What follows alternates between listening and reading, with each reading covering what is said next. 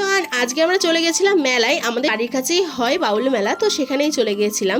গিয়ে তো দেখছি অনুষ্ঠান শুরু হয়ে গেছে, ছোট ছোট বাচ্চাগুলো নাচ করছিল।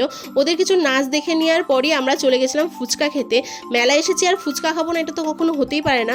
ফুচকা খেতে খেতে আবার চোখে পড়েছে ঘুগনির দোকান, তো এখান থেকে 2 প্লেট ঘুগনি নিয়ে নিয়েছিলাম। আর ঘুগনিটা তো দেখতে দারুণ লাগছিল, খেতে একদমই ভালো ছিল না, তো লবণ হয়ে গেছিলো ঘুগনিটাতে ভীষণ। তো আমার একদমই ভালো লাগেনি।